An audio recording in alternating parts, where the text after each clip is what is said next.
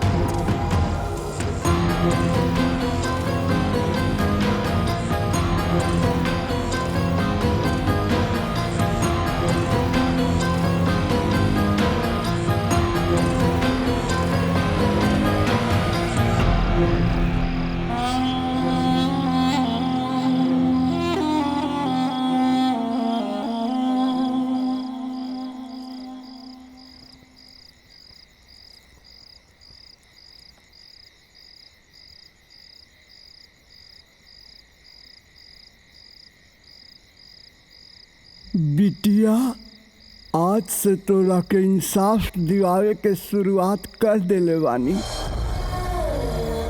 ए देश के कानून जौन न्याय तोरा के ना दिवा पौलस, उ न्याय तोरा के ई बूढ़ बाप दिवाई। आज एगो के मार देहनी बिटिया, एगो के मार देहनी, बाकी 3 गो बचल बाना सना। उन्हन के मरला के बाद तोहर अस्थि विसर्जित करब और अपनी बिटिया के श्रद्धांजलि देब, तोहरा के श्रद्धांजलि देब।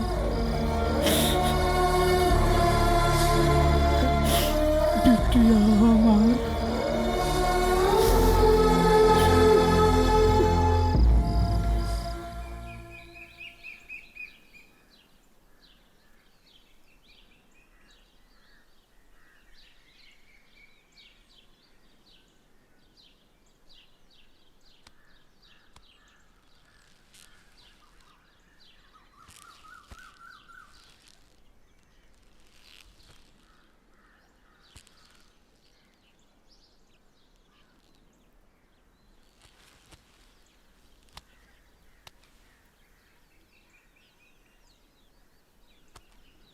नमस्कार। इस समय की बड़ी खबर। कल रात करीब 11-12 बजे के समय दरोगा आरपी यादव की गला काटकर हत्या कर दी गई।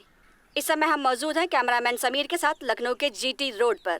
आइए देखते हैं लाश की लाइव जांच पड़ताल और सबूतों की छानबीन, क्योंकि अभी तक ना कोई सबूत मिला है और ना ही सुराग।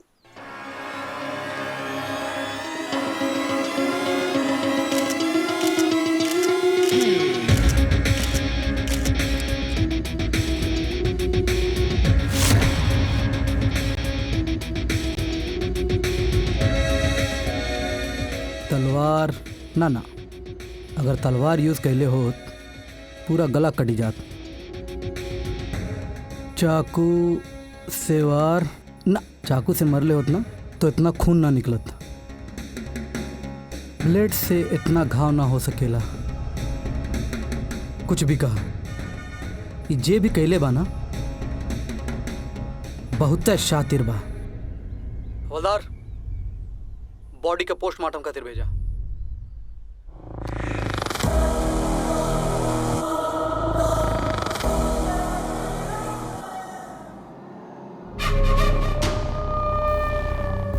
तो दरोगा आरपी यादव के खून हो गई। हाँ मैडम, अरे दरोगा यादव हमनी के बहुत खास आदमी रहलन हा और हमनी के हर टेढ़ा मेढ़ा काम में उनकर पूरा सहयोग रहत रहल हा। तो के का बुझाता रंजीत, ये हत्या के पीछे केकर हाथ हो सकेला? मैडम हमरा के तो लागत है कि हत्या के तार वो अदालत वाला केस से जुड़ल बा। अदालत वाली केस? अरे मैडम, वो लड़की के बाप जिंदे नु बा अभी। गांव के गंवार आदमी, ओकरे पास ऐसन गुर्दा कहाँ बा जवन हत्या जैसन संगीन जुर्म कर सकेला। ओकर तो आधा शरीर में खुदे लकवा मरले बा। वो तो अपने जिंदगी के खुदे मोहताज बा। वो दूसरा के जिंदगी कैसे ले सकेला?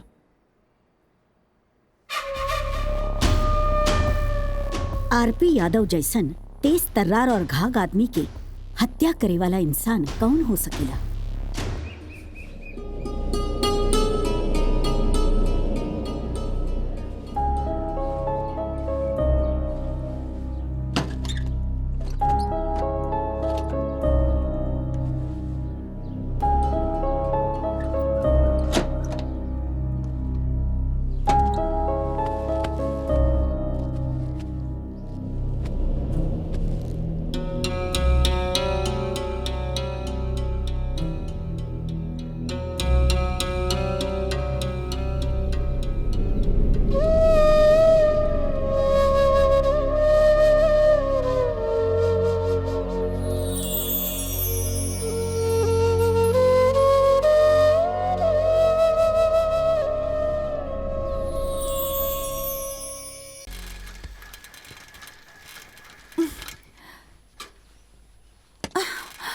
ए जी, का भइलो? तबीयत ठीक नहीं है का? कुछ ना, बस थोड़ा पेट में दर्द होता। तोहरा के कितना बेर कहले हैं कि काम धाम कैला के ना, आराम कैला के समय है। आराम करब तो काम कैसे करब और और सेवा कैसे हुई? हमार सेवा करे खातिर ना 7 जन्म के रिश्ता जोड़ ले बाड़ू। तोहरा के हाल में छोड़ के ना काम पर जाए के मन ना करेला, पर जिम्मेदारी के बोझ इतना बा कि जाए के पड़ी। आपन और हमरे बच्चा के ख्याल रखियो। अब जाई, इमोशनल मत करी। जाए। हाँ। चल हम जल्दी आ जाए। हाँ, ख्याल रखिए आपन।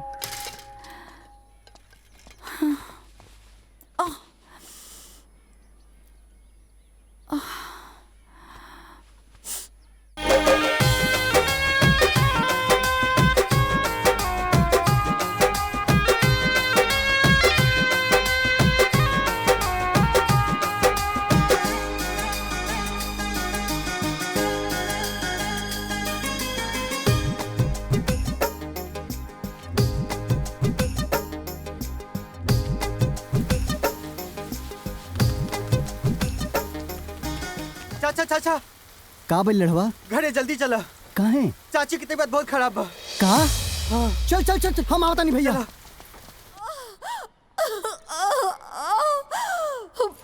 ए बिटिया, हिम्मत मत करा, आराम से।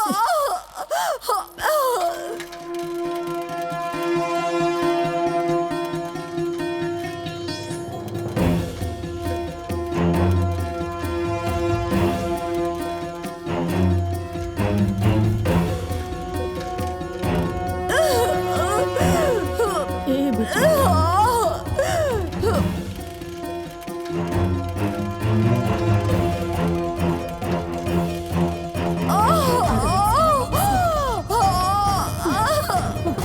सब ठीक हो जाएगा।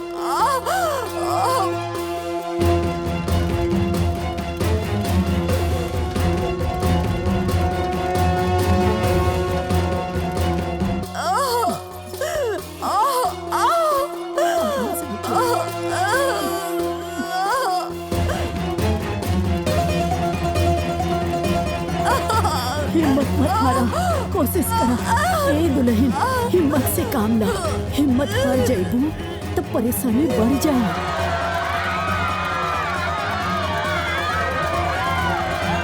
ए बिटिया, शांति से।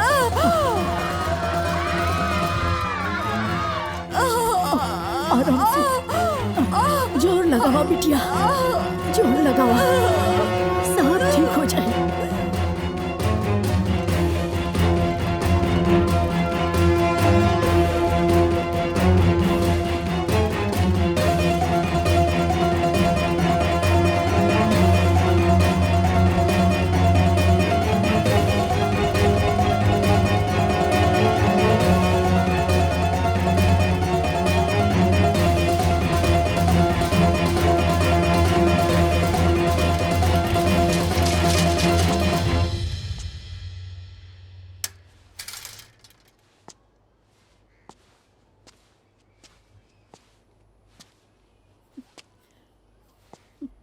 ई का हो गेल बेटा शंकर? का भइल काकी? रोत काहे बड़ा जा? बेटा बहुरिया तोहार साथ छोड़ के चल गईली और जात जात एगो बिटिया छोड़ गईली।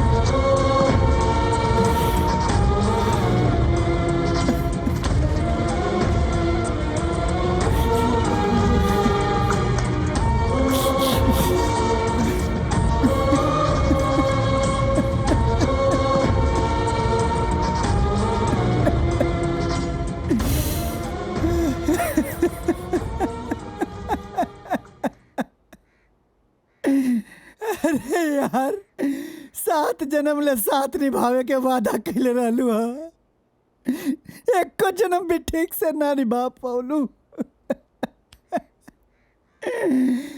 ऐसे के जाला हा? के जाला ऐसे छोड़ के? अब तोहर शंकर कैसे रहिए गौरी, कैसे रहिए?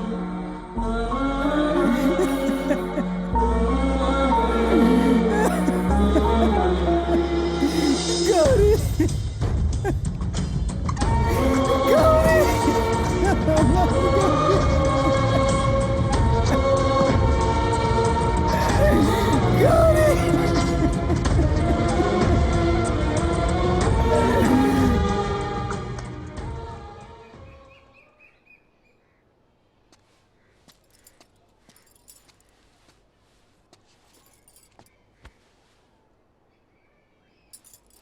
ए बेटा, कब तक ई तरी उदास बैठल रहबा?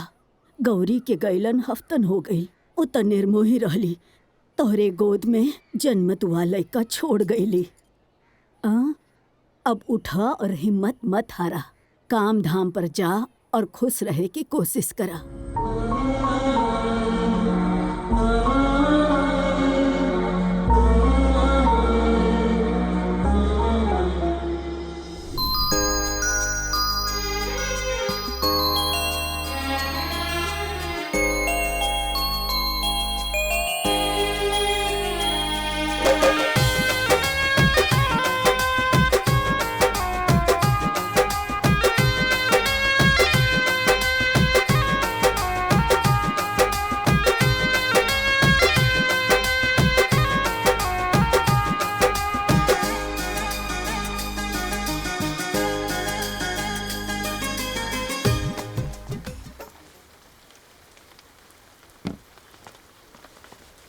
कहाँ रहला है मर्दे? 5-7-10 दिन से तोहार दुकानिया बंद रहल है।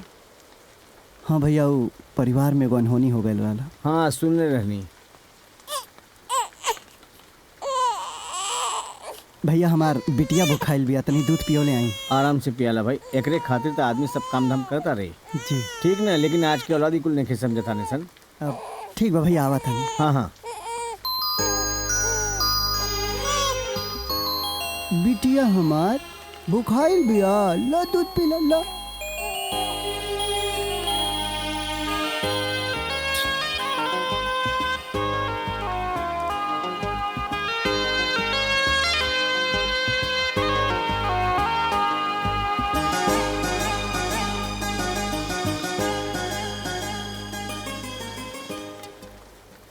जाना तड़ा भैया, अगर औलाद के परवरिश अच्छी दिहल जाओ ना और अच्छी शिक्षा दिहल जाओ ना, तो औलाद भी बड़ा होके माई बाप के दर्द बुझेला।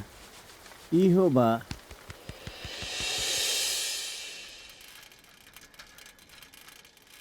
अरे काकी, ठीक बाड़ू? हाँ ठीक बानी। ठीक बा। ए बेटा, तोहरे आगे पहाड़ जैसन जिंदगी पड़ल बिया। जिए खातिर कदम कदम पर अग्नि परीक्षा देवे के बा। चूल्हा चौका, घर दुआर दुकान, और ऊपर से ही मासूम बच्ची, कैसे संभरबा? हमार बात माना तो दूसर ब्याह कर ला। काकी, हम बियाह क के अपना घर खातिर घरनी त लेके आ जाए, पर हमरी बिटिया के माई मिली कि ना ओकर गारंटी नहीं है। और फिर बिटिया की परवरिश खातिर हम बियाह क ली, इहो तो ठीक नहीं है। जान तड़का की ई हमार बिटिया ना जिम्मेदारी हवे, ई हमार दुनिया हवे, और एकर परवरिश ना एकर माई बाप बन के हम ही करब। अच्छा चला तानी।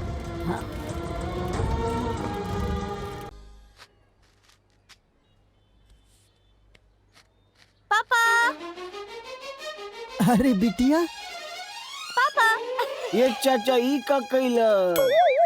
अरे वो बिटिया के देखला के चक्कर में ओने ध्यान चल गए, यही से आधा मुछिया कट गई तोहार, माफ करिया। ये चाचा पूरा सब साफ कही था, कम से कम इज्जत तो बचे। अब 2 मिनट। हाँ पापा ई खाना टाइम से खा लिया। हाँ, और थोड़ा मेहनत कम कल कर पापा, अपन सेहत पे भी ध्यान दिहल कर। सेहत पे का ध्यान दिए हैं जब मुझ पर नहीं दिए ध्यान? अरे भैया जा बिटिया तू जा। पापा अच्छा, स्कूल से प्रिंसिपल सर के फोन आयल रहे। हाँ तो हम उनकरा से मिले जाता नहीं। ठीक बा बिटिया। पापा हाँ? आपसे एगो बात पूछी? हाँ बिटिया। बचपन से लेके आज तक आपके हम यही कपड़ा में देख ले बानी, आपके ये सफेद रंग इतना काहे पसंद बा? जाना तड़ू बिटिया, सफेद रंग शांति के प्रतीक होला, यही से तोहार पापा सफेद कलर के कुर्ता पैजामा पहरे ने। काहे से कि उनका के अपना जीवन में शांति और सुकून चाहिए, बुझाइल? अब जा, साझी के भेंट होई। जा बाय।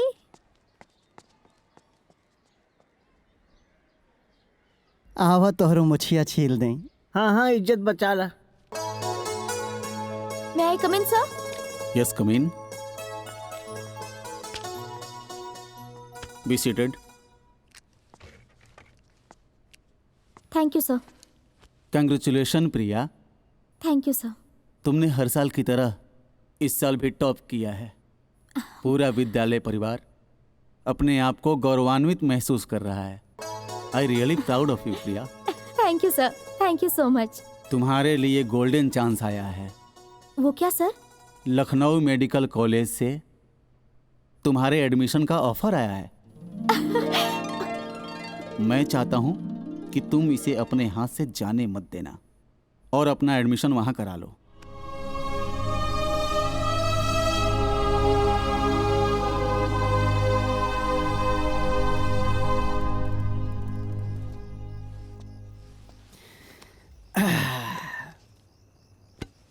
बिटिया पानी दो बेटा। हाँ पापा।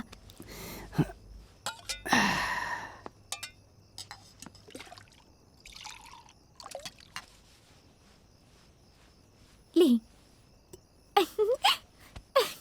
पापा आज हम बहुत खुश बानी, आपके एगो खुशखबरी देवे के बा। ओ का? पापा 12वीं के परीक्षा में हम टॉप आइल बानी। का? हाँ पापा, और साथ ही साथ लखनऊ के मेडिकल कॉलेज से हमरा के पढ़ाई के ऑफर भी आइल बा, पर हम प्रिंसिपल साहब के साफ साफ मना कर देनी कि हम ना जाए। अरे हम तोहरा के पढ़ा लिखा के बड़का डॉक्टर बनावल चाहतानी, इहे तो हमार सपना बा, और तोहरा के मौका मिलता तो तू मना कर देलू ह। हाँ पापा, पर हम आपके अकेला छोड़ के कहीं ना जाए। प्रिया, कुछ पावे खातिर ना कुछ खोवे के पड़ेला, और वैसे भी हम अकेले कहाँ बानी। जब तू कमा उमा के बड़का डॉक्टर बन के इतना पैसा कमाइबू ना, तब बढ़िया नौकर चाकर गाड़ी बंगला हो जाए, और फिर वो बंगला में हम महाराजा नियन रहब। हाँ। ओ हमरे प्यारे पापा, मेडिकल के पढ़ाई खातिर बहुत पैसा लागेला वहाँ, कहाँ से इंतजाम करब? बिटिया, अरे आपन 10 कट्ठा खेत बा ना, वो कौने दिन रात खातिर काम में आई, ओके बेच दे, पैसा ले आके तोहरा के पढ़ाई लिखाई कराए। हाँ, अरे तू पढ़ाई लिखाई के बारे में सोच, पैसा के बारे में ना। पैसा खातिर तोहर पापा बाना ना। हाँ, तू गईले के तैयारी कर।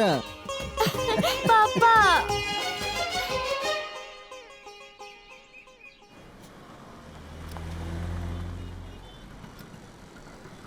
पापा हाँ बिटिया। खाना पीना सब टाइम टाइम से खा ली हल करी हा। बिटिया हम खाना पीना सब टाइम से खा ले, तू बस अपना पढ़ाई पर ध्यान दे, अपना कामयाबी पर ध्यान दे, आप पढ़ के बड़का डॉक्टर बनिया। हाँ रोका रोका रोका, आओ आओ बिटिया, आओ आओ, हैला हैला। अच्छा पापा हाँ बिटिया। हम चलत आनी, अपन ख्याल रखिए। हाँ हाँ हाँ खुश रह, तू जा जा जा जा। बाय पापा। जा।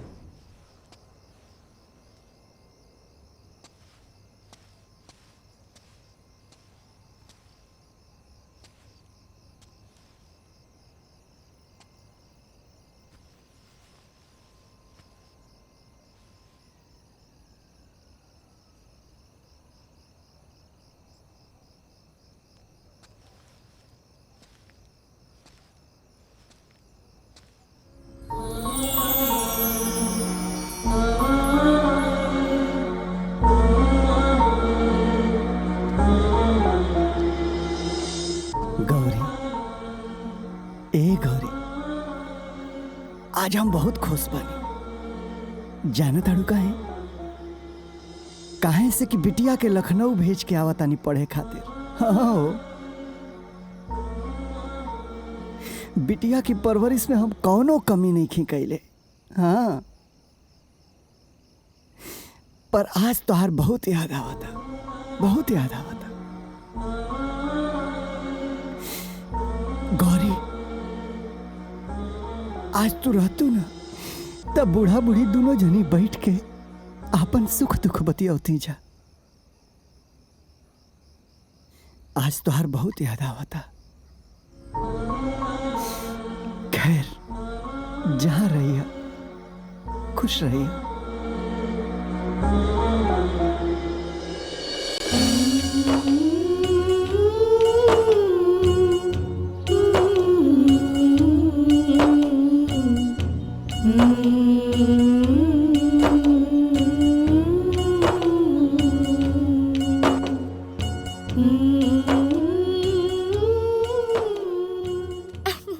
पता बा हमार पापा वर्ल्ड के बेस्ट पापा बाड़े। भगवान करे हर लड़की के ऐसा ने पापा मिले। और मम्मी? हमार मम्मी नहीं थी, पर हमार पापा हमार मम्मी के कमी कबो महसूस ना होके देवेले। हमार पापा वर्ल्ड के बेस्ट पापा बाड़े।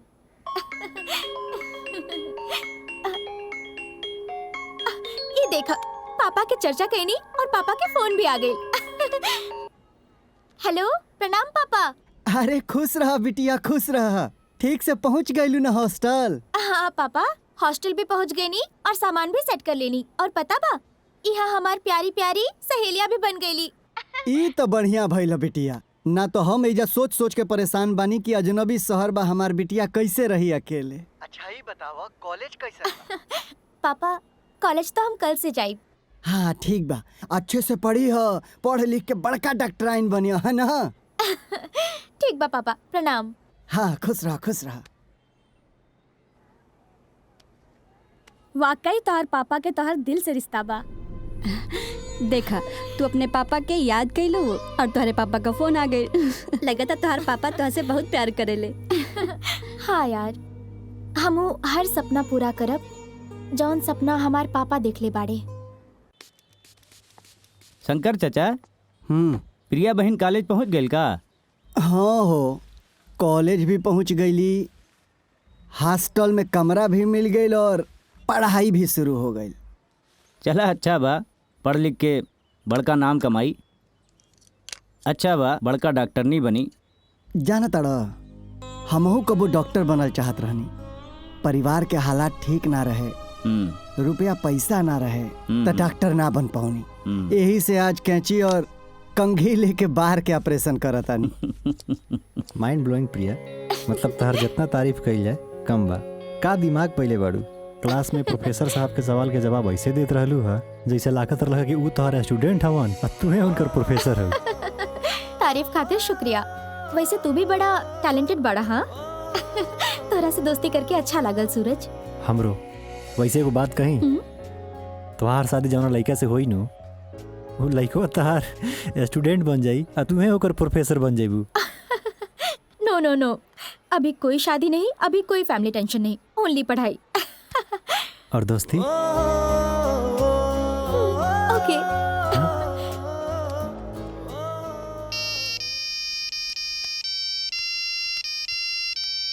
दो मिनट। हाँ हाँ ठीक बा।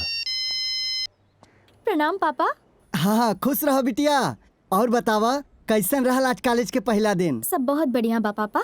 और कॉलेज तब बहुत अच्छा बा। और पता बा पापा, यहाँ के प्रोफेसर सर ना और अच्छा। आज पूरे क्लास में हमरे तारीफ होत रहे। अरे वाह, शाबाश बिटिया। अब तू ऐसा ही मन लगा के पढ़ी है। हाँ जी पापा। पापा पता बा, आज क्लास में ना एगो सूरज नाम के लड़का हमार दोस्त बनल और उहो ना पढ़ाई में बहुत तेज बा। बिटिया देखा, हमरा के तोहरा ऊपर पूरा भरोसा बाटे कि तू ई दोस्ती यारी हंसी मजाक के कभी भी अपना पढ़ाई के बीच में ना आवे देबू, रुकावट ना बने देबू, है ना? निश्चिंत रहा पापा, हमके हमार टारगेट से ना केहू ना हटा पाई। ठीक बा। अच्छा पापा रखा तानी, आपन ख्याल रखिए। हाँ प्रणाम। हाँ खूब खुश रहा, खुश रहा।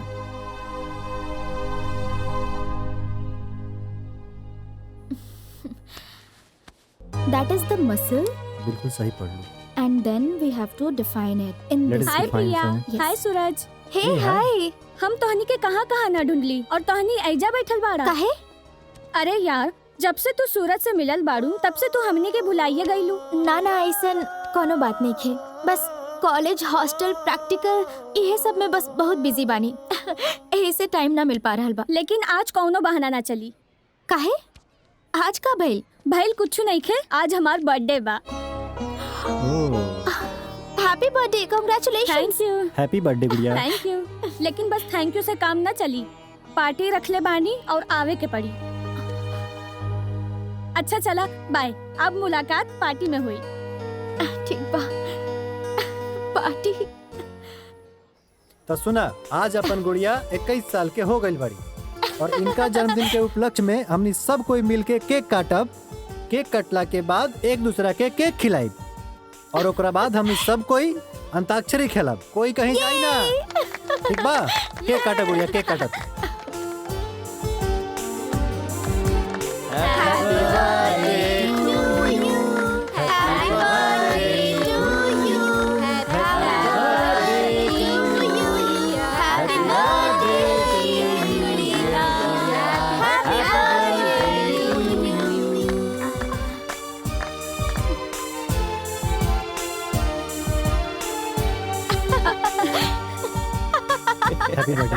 कितनी प्यारी लग रही है।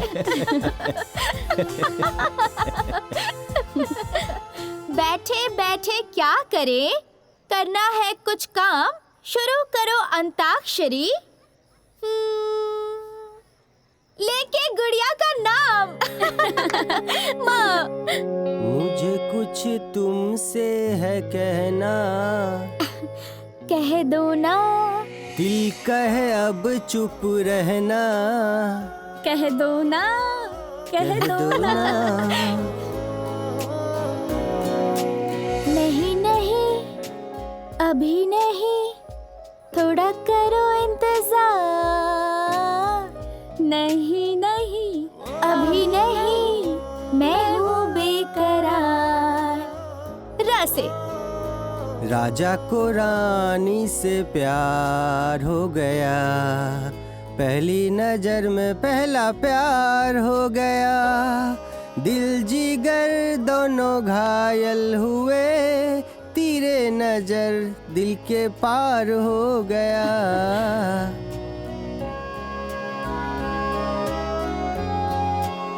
ये दिल तुम बिन कहीं लगता नहीं, हम क्या करें। कह दो अब ऐ जाने वफा हम क्या करें।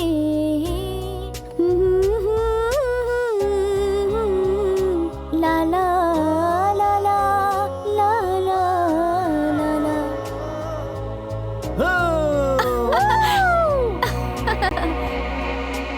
आज पार्टी में मजा आ गया। हाँ प्रिया, तोहरा से अपना मन के एगो हम बात कहे के चाहता नहीं। कहा ना। बुरा तो नानू मनबू? ना मानब। बुरा ना मनबू तो बोले। सूरज बोला। अरे का भाई? बाइक खराब हो गई।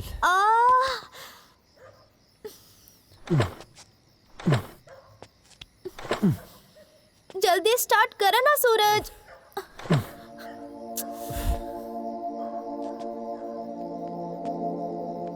बाइको नहीं के चाहत कि हम अपना दिल के बात तोहरा से कहीं। हमरा के मालूम बा तोहार दिल के बात, पर हमरा के ना हॉस्टल पहुँचे के बा। आधा घंटा में अगर हॉस्टल ना पहुँचनी ना तो हॉस्टल के गेट बंद हो जाए। आधा घंटे के अंदर ना हमनी पैदल चल के भी हॉस्टल में पहुँच जाए, है ना? पैदल इतना दूर? अरे तू चला तो सही, आधा घंटा में हमनी पहुँच जाए। चला, रास्ता में अपना दिल के बात भी हम कह देम तोरा से। चल चला तू।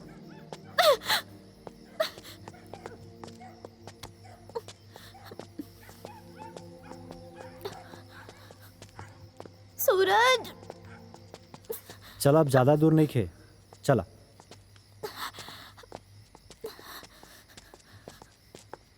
बस पासे में तबा, आप जल्दी पहुंच जाइए।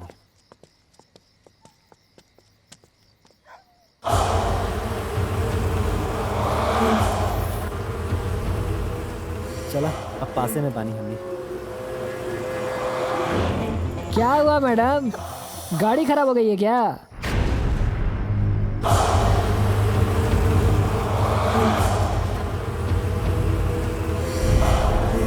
सुना, ये बड़ बाप के बिगड़ल औलाद हमासा, एकनी के मुँहे मत लगिया।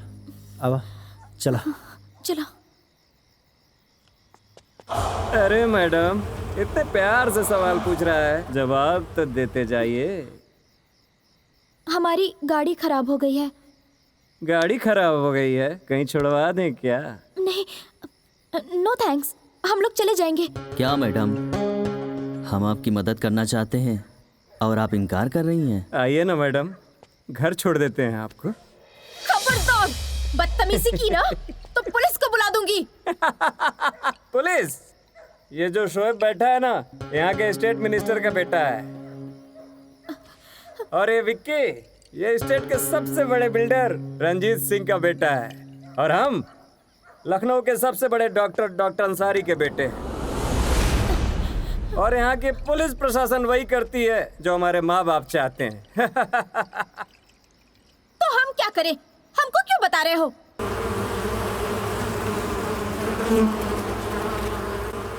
वो भी बताते हैं। ये क्या बदतमीजी है? ऐसे लड़की से क्या बात करेला? हम बात करते हैं बे ऐसे।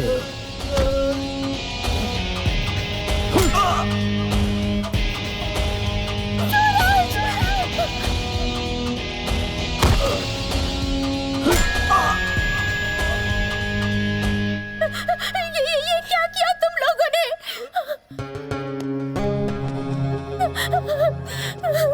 हम उसे ही रोकते हैं जिस पे हमारा दिल आ जाता है, और वही फूल सूंघते हैं जिसकी खुशबू मुझे पसंद आ जाती है। हमारे ऊपर हाथ उठाई? मेरे ऊपर? ए, डाल सारी के डिग्गी में। आज के बाद किसी को मुंह दिखाने के लायक नहीं रहेगी, और ना हाथ उठाने के लायक। डाल डिग्गी में। चल चल छोड़ प्रिया के। मुझे छोड़ दो। मुझ पर हाथ उठाई? आज के बाद तुझे किसी के ऊपर हाथ उठाने के लायक नहीं छोड़ूंगा।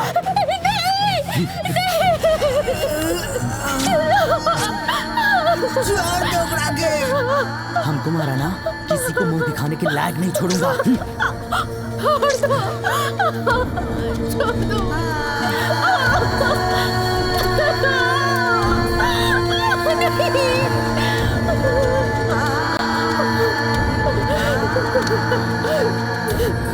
सोएब के ऊपर हाथ उठाने का अंजाम क्या होता है देखना चाहती है? अप्रोच चला।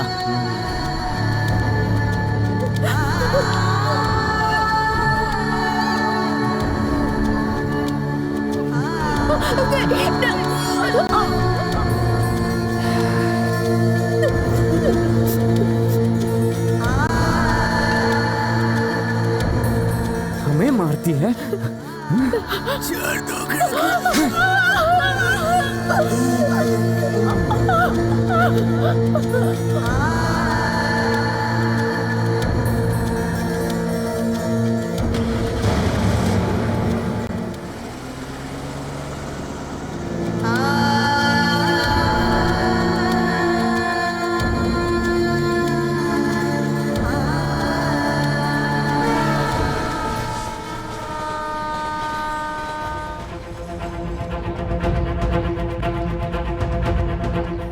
मैडम मैडम, प्रिया हमार बेटी है, वो कहाँ बाड़ी?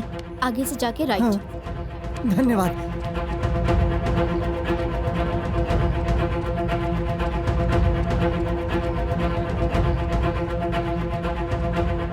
अब मैडम, वो प्रिया कहाँ बाड़ी? सर वहाँ पे है। जी जी कहीं आपके प्रिया के पिता। हाँ। हम सूरज के पिता हैं, आई हमरा साथ। जी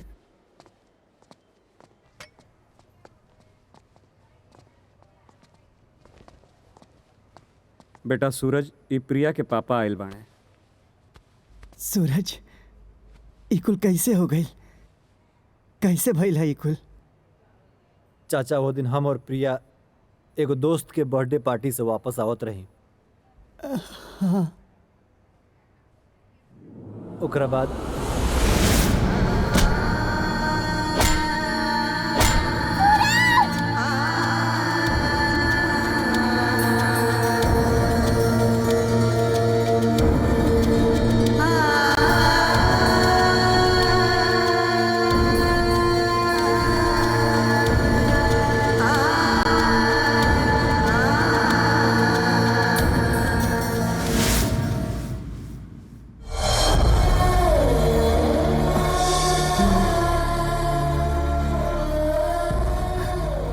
चाचा वो लोग शहर के बहुत बड़ हस्ती के लड़का हमें, लेकिन हम रिपोर्ट लिखवा दिले बने।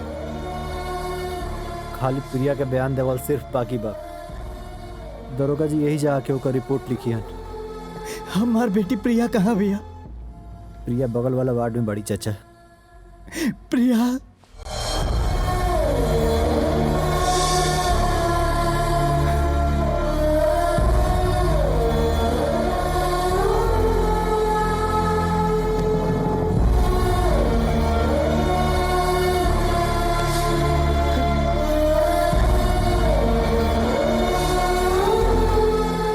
प्रिया, ए प्रिया, अरे का हो गए रे?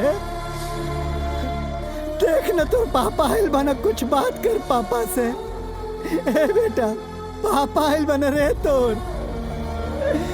ये कैसन दिन देखौला है भगवान, हे भगवान। बेटी, पापा आइल बना, देख पापा, पापा से बात करना बेटा। ए बेटा, बेटा बात करना पापा से।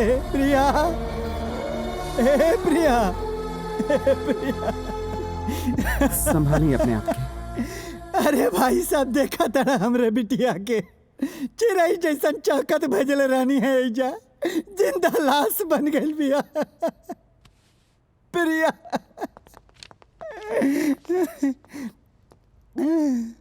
डॉक्टर, अब लड़की की हालत कैसन बा? हालत बहुत बुरी है इंस्पेक्टर। उन हैवानों ने दरिंदगी की सारी पराकाष्ठा को पार कर दिया है, और इस बेचारी के साथ उन्होंने बलात्कार तो किया ही, उसके साथ ही उन्होंने बोतल और सरिया भी डाल दिया। लड़की बयान देवे के काबिल कब तक हो जाएगी? कुछ कहा नहीं जा सकता। अभी वो कोमा में है, 3-4 महीने या साल भी लग सकते हैं।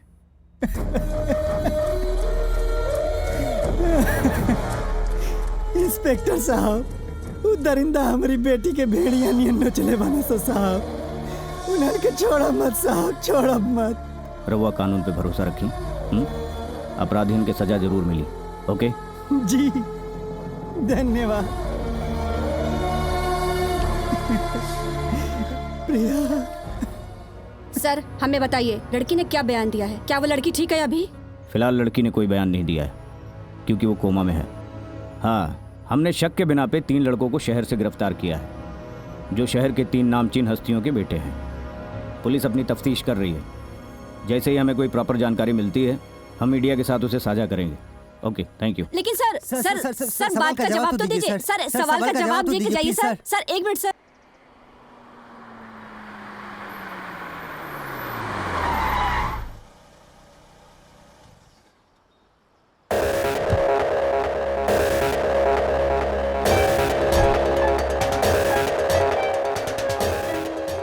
जय हिंद।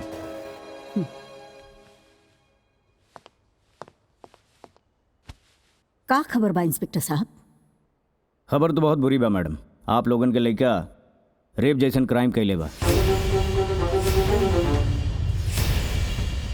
और सबूत के छोड़ के अपने पाँव पे खुदे कुल्हाड़ी मरले बा। वो लड़की फिलहाल तो कोमा में भी है लेकिन कभी वो होश में आ सकेली।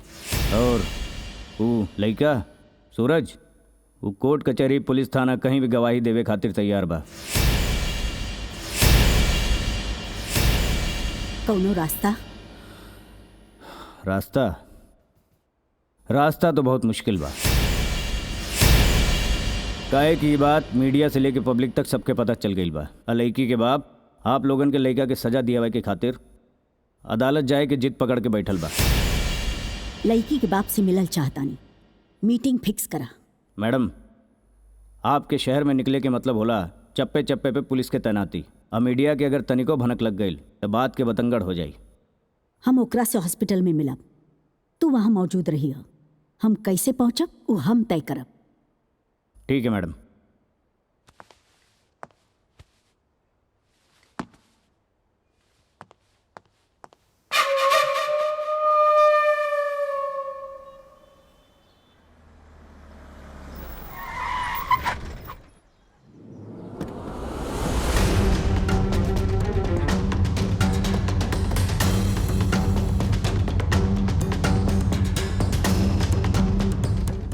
पापा के परी तू, पापा के परी, पापा के परी तू, पापा के।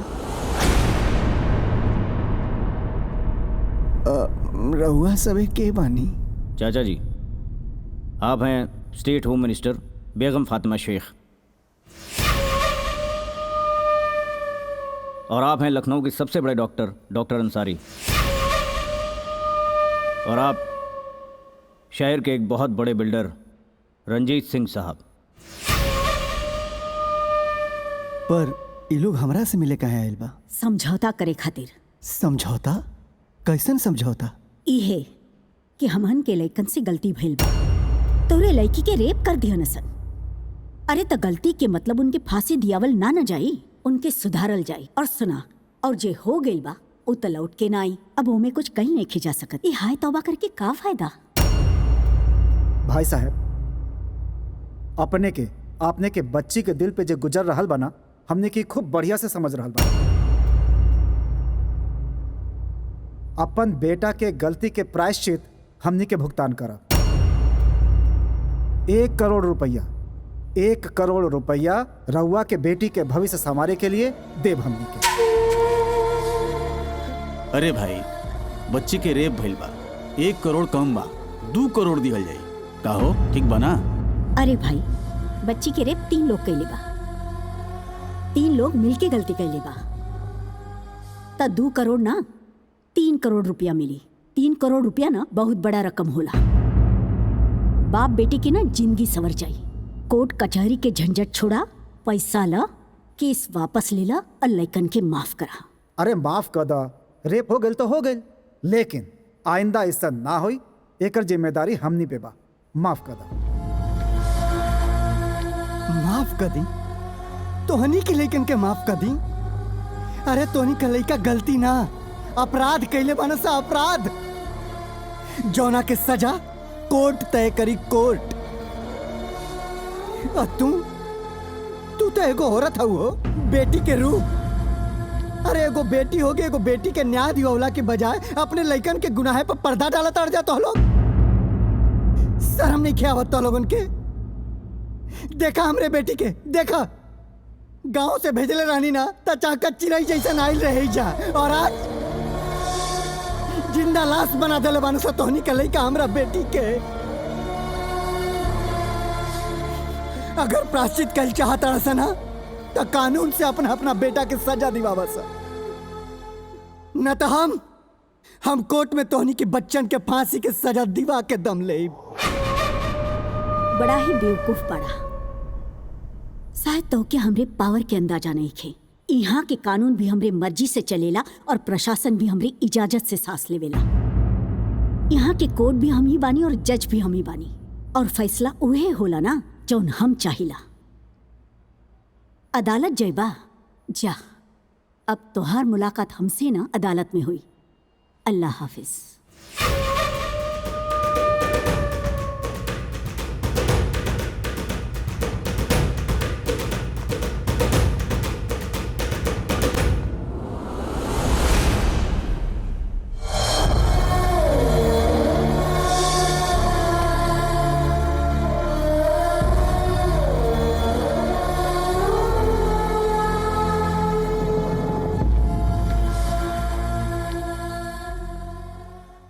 अदालत की कार्रवाई शुरू की जाए। Thank you my Lord. My Lord, आज इस इंसाफ के मंदिर में एक बेबस लाचार बाप खड़ा है जो अपनी झोली फैला के बेटी के लिए न्याय मांगने आया है। आज फिर इंसानियत शर्मसार हुई है। इस लड़की के साथ बहुत ही बेरहमी से बलात्कार किया गया और ये जिंदा लाश बन के रह गई। जब ये लड़की रोई, चिल्लाई, गिड़गिड़ाई, कानून की बात की, तब इन वहशी दरिंदों ने बहुत ही बेरहमी के साथ इसके शरीर में बियर की बोतलें तक डाल दी। जज साहब, यहां तक कि इसके शरीर में रॉड तक डाला और जिंदा तड़प के मरने के लिए सड़क पर छोड़ दिया।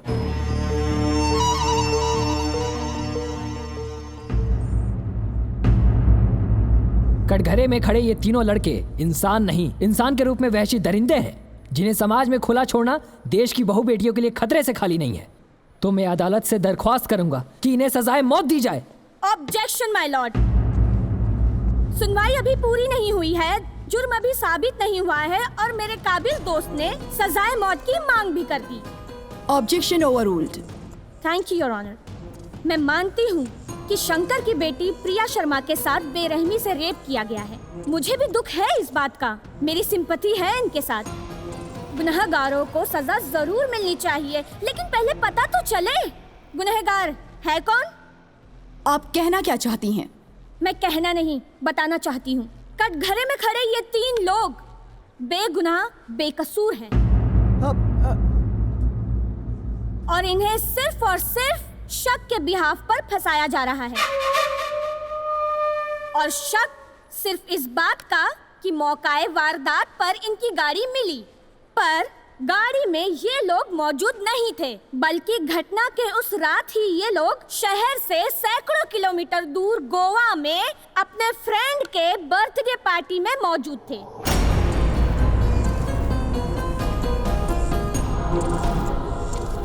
ये रहे फ्लाइट के टिकट्स, होटल के बिल्स और पार्टी के फोटोग्राफ्स।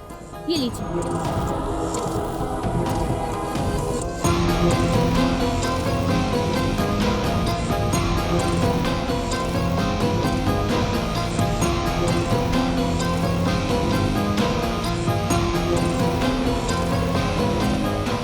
और रही बात गाड़ी की, तो ये सच है माय लॉर्ड कि गाड़ी इन तीनों लड़कों की ही थी, मगर घटना के 2 दिन पहले ही हजरतगंज के चौराहे पर इनकी गाड़ी चोरी हो गई, जिसकी रिपोर्ट इन लोगों ने हजरतगंज पुलिस स्टेशन में दर्ज भी कराई और उस एफआईआर की कॉपी भी उसी फाइल में है माय लॉर्ड जी। ऑब्जेक्शन माय लॉर्ड।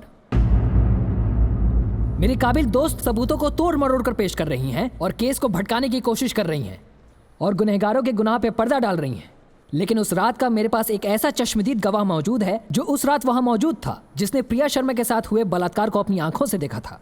मैं उसे बुलाने की इजाजत चाहूंगा। इजाजत है। सूरज हाजिर हो। प्लीज।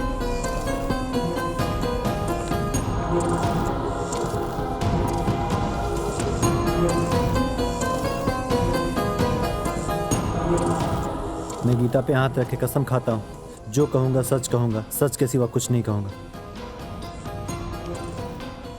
हाँ तो मिस्टर सूरज, सबसे पहले मुझे ये बताइए कि आपके सर पे ये चोट के निशान कैसे आए? जी दरअसल उस रात कुछ अपराधियों ने धोखे से रॉड से मेरे सर के ऊपर वार कर दिया था। वार करने वाले का चेहरा आपने देखा है? जी। बोलिए मिस्टर सूरज, क्या इन्होंने ही आपके सर पर वार किया और प्रिया शर्मा का बलात्कार किया?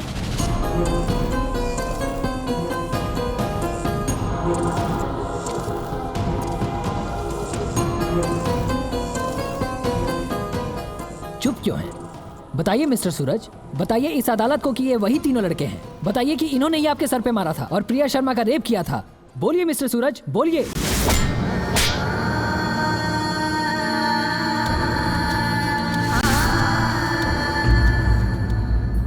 जी नहीं, ये वो लोग नहीं हैं।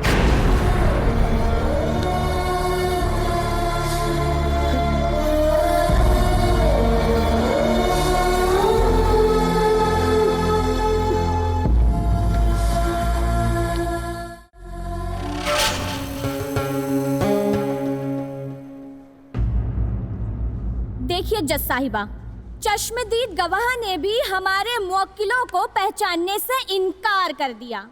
इसका मतलब शीशे की तरह साफ है कि हमारे मुवक्किल बेगुनाह और बेकसूर हैं, लिहाजा इन्हें बाइज्जत बरी कर दिया जाए। That's all, my lord.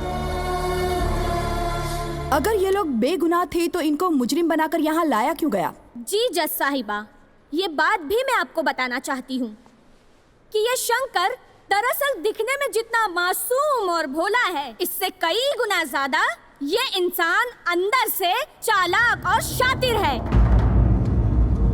जब इसे पता चला कि इसकी बेटी का रेप हुआ है और रेपिस्ट 3 लड़के हैं, जिसकी गाड़ी मंत्री जी के बेटे शोएब की है और वो गाड़ी ये तीनों चलाते हैं, तब इसके दिमाग में आइडिया आया और मौके का फायदा उठाना चाहा। और इसे लगा शोएब, अफरोज, विकी ये तीनों बहुत ही बड़े घराने के बच्चे हैं, जिन्हें फंसाकर आसानी से करोड़ों रुपए वसूले जा सकते हैं।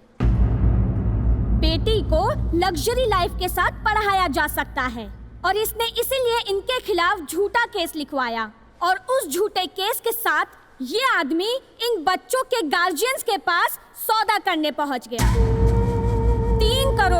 3 करोड़ रुपयों की मांग की है इसने। अदालत में मौजूद मंत्री फातिमा शेख, डॉक्टर अंसारी और बिल्डर रंजीत सिंह ने इन्हें पैसे देने से इनकार कर दिया, तो इसने इन बच्चों को झूठे केस में फंसाया और इन्हें कोर्ट तक घसीट लाया। आप चाहे तो इंस्पेक्टर आरपी यादव जी से भी पूछ सकती हैं, उन्हें इस घटना के बारे में अच्छे से मालूम है। आरपी यादव हाजिर हो।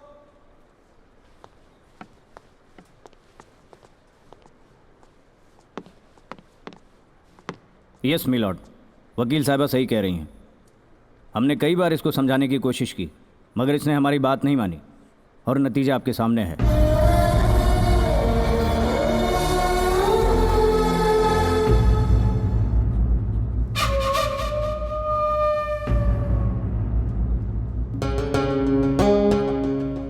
तमाम गवाहों और सबूतों को मद्देनजर रखते हुए अदालत इस नतीजे पर पहुंची है कि शोएब, अफरोज और विक्की, इन तीनों के खिलाफ कोई भी पुख्ता सबूत ना होने की वजह से इन तीनों को बाइज्जत बरी किया जाता है।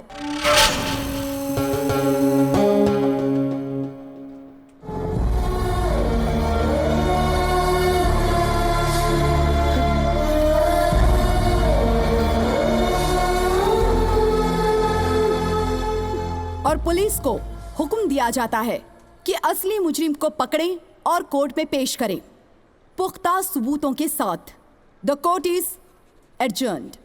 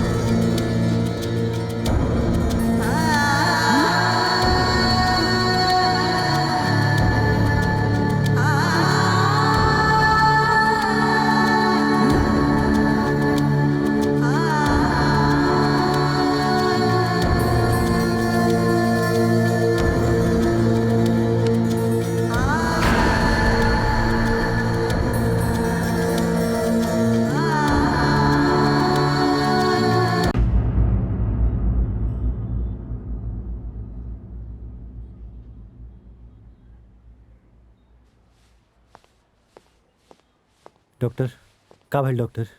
भाई ऐसा लगता है कि ईश्वर ने तुम्हारी प्रार्थना स्वीकार कर ली है। आज पूरे 10 दिन बाद वो होश में आए हैं, मगर का डॉक्टर? बहुत बड़ा अटैक था। सदमे से ब्रेन की एक नस दब गई है, जिससे उनके आधे शरीर को लकवा मार गया है। अगर तुम चाहो तो जाकर उनसे मिल सकते हो। ठीक बा डॉक्टर।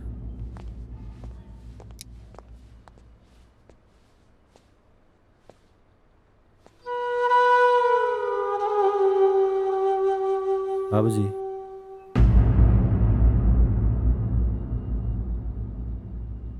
अब यहाँ का करे अइला? बाबूजी, हम जानता नहीं कि प्रिया के मौत और आपके ये हालत के कहीं ना कहीं से हम ही जिम्मेदार बनी, लेकिन का करती? वो दरोगा आरपी यादव और मंत्री के गुंडा लोग हमारे मतारी बाप के किडनैप कर ले रहे। अगर हम कोर्ट में झूठा गवाही ना देती तो वो लोग हमारे मतारी बाप के जान से मार दी। बाबूजी, एगो लड़की जवना से चंद दिन पहले हमार दोस्ती भइल रहे, जान पहचान भइल रहे, दूसर का तरफ हमार बाप मातारी रहे, जे हमरा के जन्म देहलस, पललस, पोसलस। बाबूजी, हम का करती? आप ही बताएं कि वो समय हम का करती। सूरज, हमरा के तहरा से कौनो गिला शिकवा नहीं खे। तहरा जगह अगर कौनो औरी रही कर रहित ना तो उहे कैल रही जान तू कैला। हमके तरफ से कौनो तकलीफ नहीं खे। वो समय तो हम मजबूर रही बाबूजी, लेकिन अब हमरा सामने कोनो मजबूरी नहीं खे। अब हम सच्चाई के साथ देवे खातिर तैयार बनी, लेकिन अब हम प्रिया के इंसाफ दिला के रह। ना सूरज ना, अभी जंग तोहार ना हमार बाटे। हम सजा देब अपना बेटी के कातिलन के। हम बनब दंड नायक और अपना बेटी के साथे गलत करे वालन के सजाए मौत दे, सजाए मौत। तू जा और एगो अच्छा बेटा बन के अपने माई बाप के सेवा कर। जा जा सूरज जा। धर्म संस्थापनार्थाय संभवामि युगे युगे।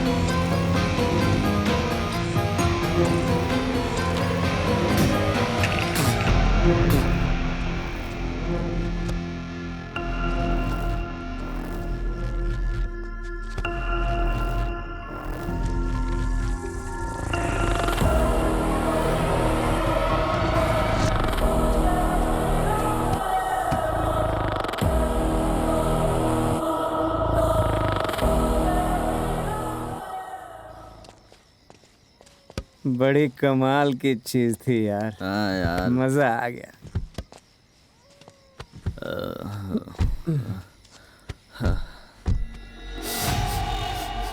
यार मैं कैसी? कुछ नहीं यार, गाड़ी चलाओ। ठीक है।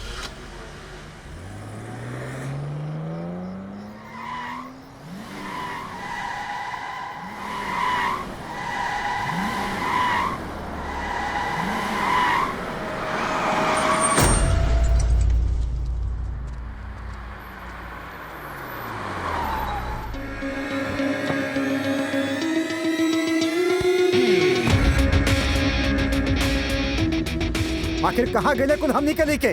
जमीन निकल गए कि आसमान खा गए उनकरा? ए इंस्पेक्टर, 12 घंटा हो गए बा, 12 घंटा अभी तक हमनी के लेकन के कोई अता पता नहीं के। तू खाली हाथ आवताड़ा? ए इंस्पेक्टर, एगो बात तो खूब अच्छा से समझ ला, अगर हमनी के लेकन के कुछ भइल ना तो ना तू बचवा ना तुम्हारी वर्दी। Mind your language. ई वर्दी हवे तोरे बिल्डिंग का डेंटिंग पेंटिंग ना, और वैसे भी ना हम तोर बंधुआ मजदूर ना बानी। खाकी हवे, खादी ना। अगली बेर अगर हमरे वर्दी के हाथ लगे लेना चल के राख हो जेबे, बुझले? सॉरी इंस्पेक्टर साहब, हमने के लइकन के टेंशन में बौखला गइल बानी जा, पागल हो गइल बानी जा। एक्सीडेंट वाली जगह पे तक गाड़ी मिलल लेकिन लइकन ना मिलल।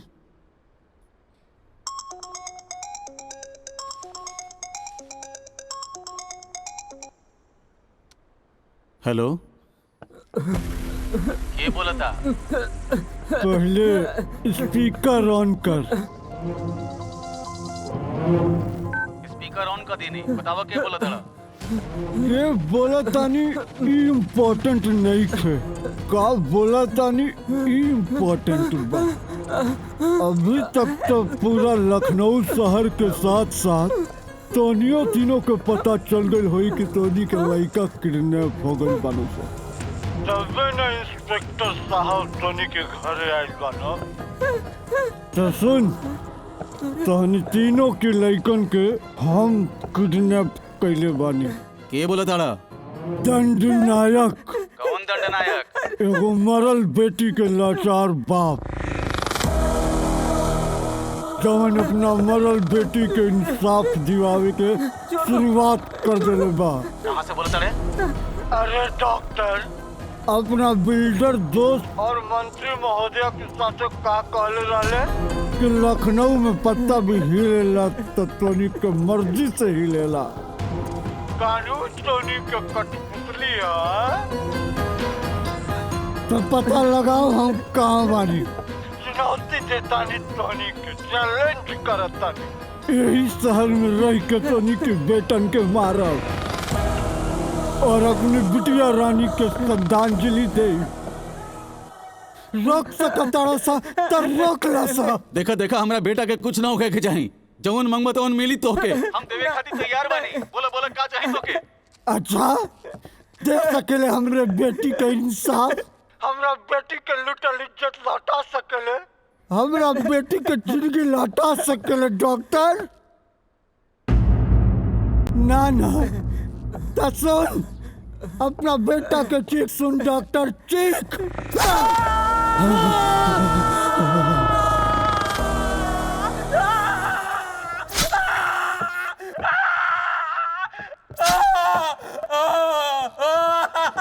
बेटा अफरोज, का भाई तो के बेटा का भाई? भाई नहीं खे, होखे वाला बाटे। डॉक्टर, हम तोरा बेटा के एगो सुई लगावे जाता नहीं। ए सुई से तोर बेटा 20 से 25 मिनट जिंदा रही। तो तोरा लगे तोरा बेटा के बचावे खातिर मात्र 20 से 25 मिनट बा। पर अफसोस कितने अपना बेटा से 45 से 50 मिनट की दूरी पर पड़े। डॉक्टर, मानस सिटी के पीछे वाला निर्माणाधीन बिल्डिंग में तोरा बेटा के रखले बानी। तोरा बेटा के जनाजा उठावे के तैयार हो जो, और अगर बचा सकता है तो बचा ले। डॉक्टर हवे ना? देखा देखा, हमरा बेटा के कुछ मत करिहा।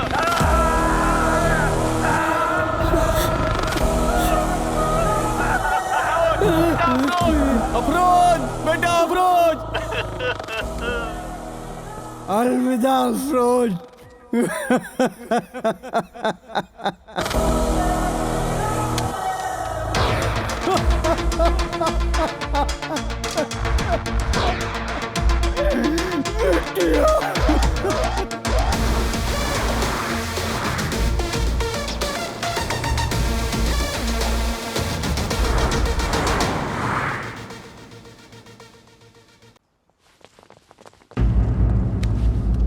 अफरोज, बेटा अफरोज, उठ जा बेटा, खुदा के वास्ते उठ जा बेटा अफरोज। का हो गइल हमरा बेटा के? हमरा बच्चा के मार देलस।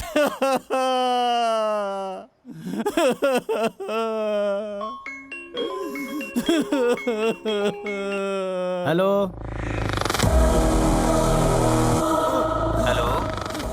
स्पीकर पे फोन डाल के अपना मैडम के दे।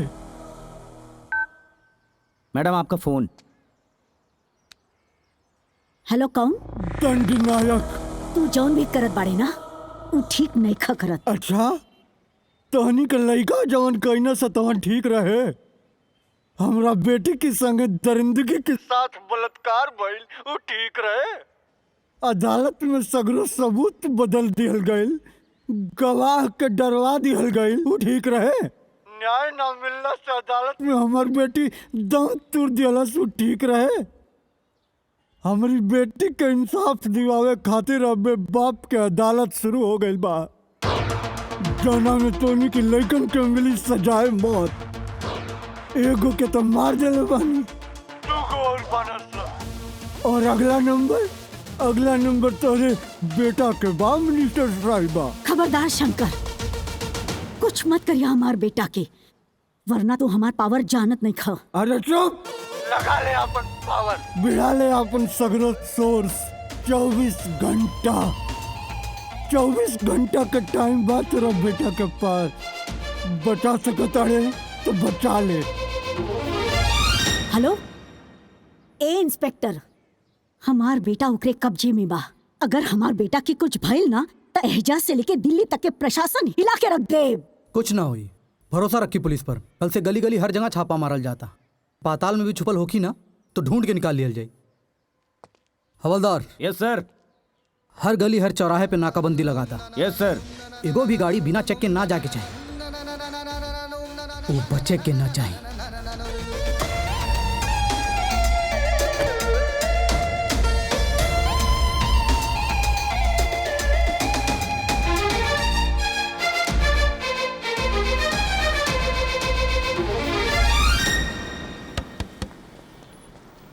सारा सिस्टम हिला दिया है, हो ना को पानी पिला दिया है।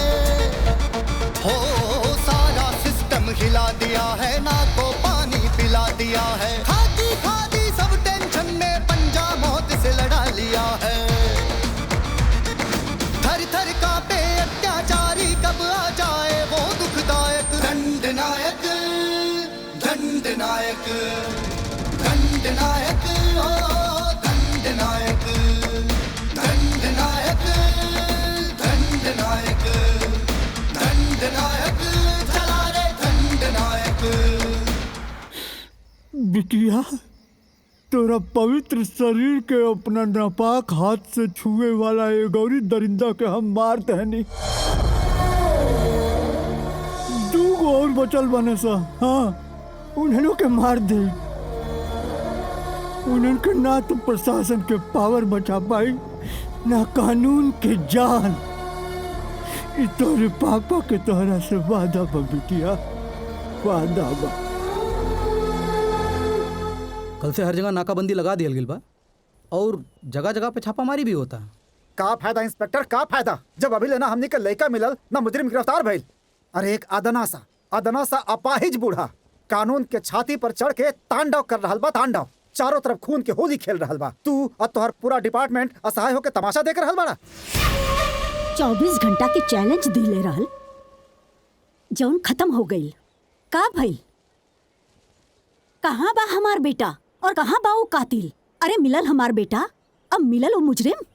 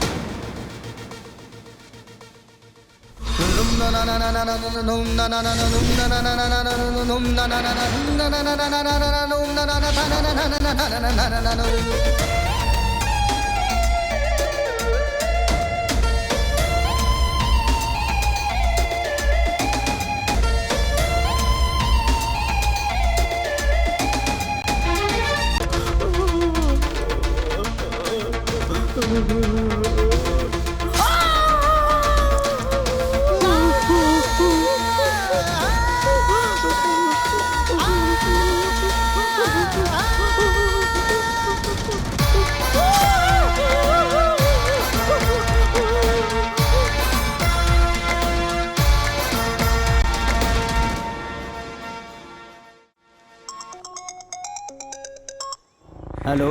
बरखुरदार फिर से मोबाइल स्पीकर पर रख के अपना मैडम से बात कर रहा हूँ। मैडम आपका फोन। हेलो कौन? दंड नायक। का मैडम, दीपक तले अंधेरा सुनले रहनी है, लेकिन आज तो हम देख लेनी। पूरा शहर के गली गली चप्पा चप्पा पर पुलिस बैठा देलू।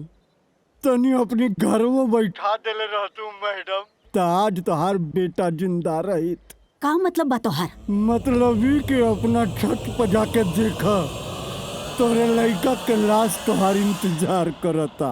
जा जा अपना बेटा के जनाजा उठावा। पहले हमार बेटा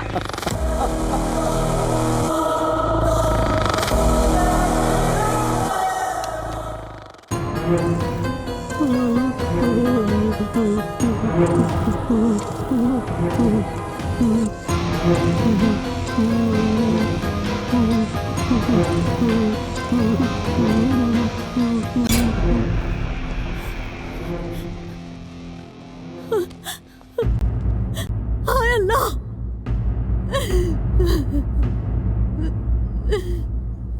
शोएब, हाय अल्लाह, हमार बेटा के मार देला जालिम। इंस्पेक्टर, हमरा बेटा के कातिल चाहिए, जिंदा या मुर्दा। 24 घंटा के अंदर हमरा सामने होकर सर चाहिए, वरना हम तोरे पूरे डिपार्टमेंट के ना वर्दी उतरवा दे। मैडम ये हमार वर्दी हवे, रउआ के पार्टी के झंडा ना जब चाहे चढ़ा देबू और जब चाहे उतार देबू। और रहल बात पुलिस के, वो अपन काम ईमानदारी से करता। हवलदार देखत का बाड़ा, एकरा खोला, पोस्टमार्टम खातिर भेजा।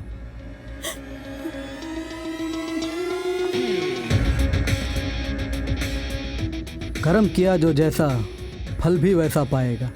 बोया पेड़ बबूल का, तो आम कहाँ से खाएगा।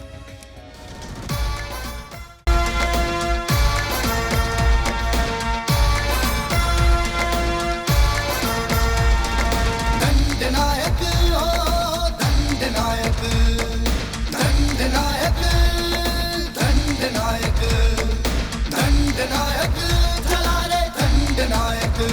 आज की ताजा खबर, आज की ताजा खबर, आज की ताजा खबर। फातिमा शेख के बेटे की कलाई काटकर हत्या। दंडनायक ने उसे अपने हाथों से मारा। भाई ये दंडनायक कौन है? ई तो हमहू नहीं की जानत, लेकिन ई उहे हो जेकरी बेटी के रेप भइल रहे।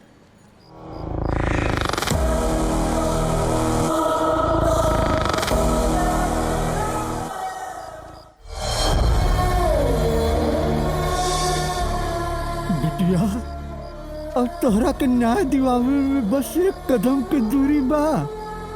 जाने ताड़ी बिटिया, सबके मार देली, बस ये कोई दरिंदा जिंदा बा। एकरा के मार के तोरा के श्रद्धांजलि दे, तोरा अस्थि विसर्जित करब।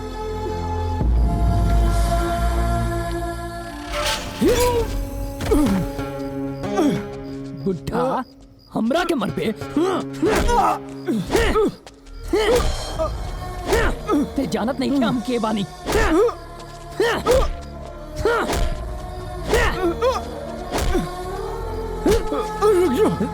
जाए ना दे, छोड़ उठा, हट, रुक जा, छोड़म ना तो क्या, छोड़म ना,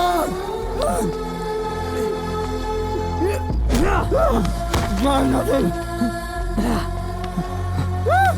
रुक जा, ना छोड़ो, ना छोड़ो, ना तो कर।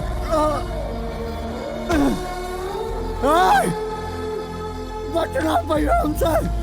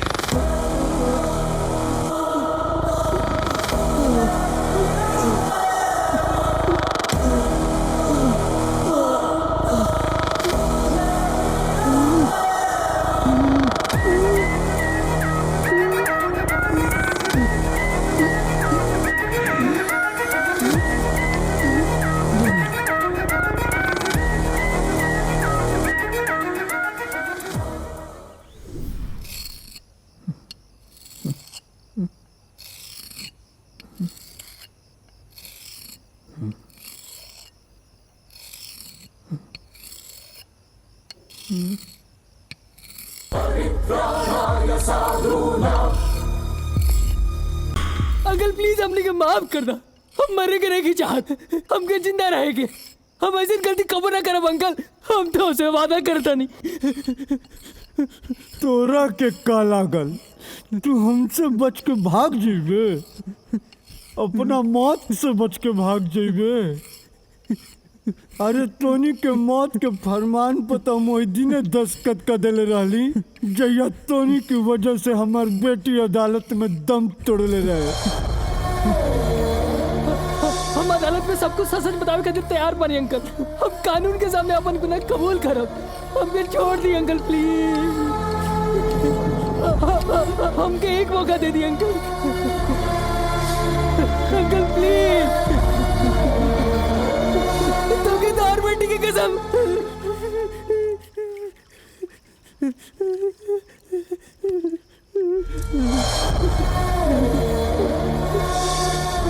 बेटी के कसम देख के ते हमरा के रोक देले, लेकिन एगो बात याद रखी है कि तोरा मौत और हमरा उस्तरा के बीच में मात्र 1 इंच के दूरी बा, जौन हमेशा रही।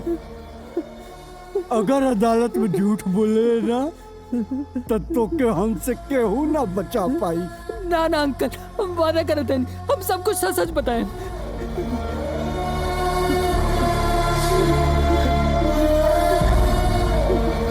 मिस्टर मैडम, हम चुप लेके बैठल बानी। वो मुजरिम को पकड़े खातिर दिन रात एक के दिल बानी। जगह जगह पे नाकाबंदी, छापामारी सब करवा देले बानी।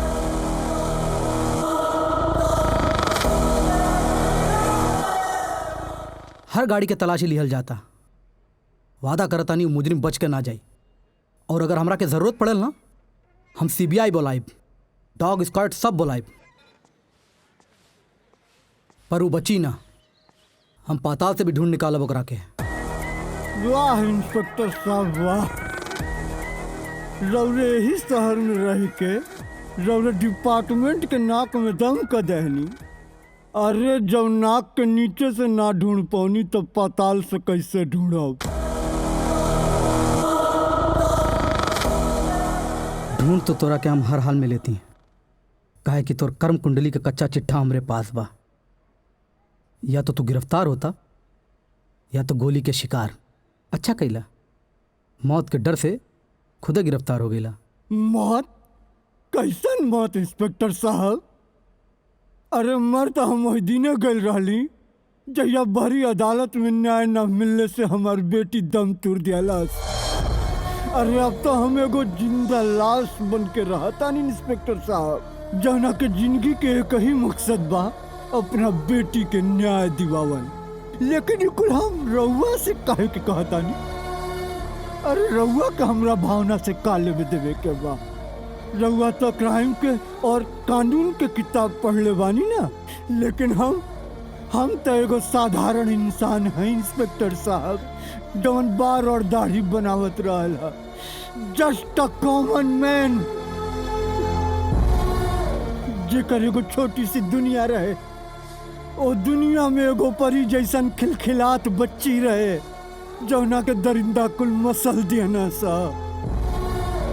लेकिन एगो बात याद रखी इंस्पेक्टर साहब, जब भी कॉमन मैन अपना जिद पर उतर जाला सन ना,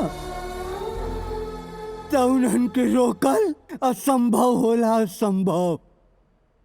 तीन गो के तो हम मार चुकल बानी, एगो बाकी बा, एगो। बकवास बंद कर और ये बता कि विकी कहाँ बा? विकी कहाँ बा ई हम अभी ना बताइब इंस्पेक्टर साहब, बल्कि ओकरा के अदालत में पेश करब, ताकि सच के चेहरा पे पड़ल झूठ के पर्दा उठ सके और हमरा बेटी के न्याय मिल सके, न्याय मिल सके। हम चाहती ना तोहरा के अब्बे गोली मार देती, काहे कि हमरा सरकार की तरफ से आदेश बा, लेकिन हम ऐसा ना करब, काहे कि हमू चाहता नहीं मुजरिम के सजा मिले। ये खातिर हम तोरा के कोर्ट जरूर ले जाई।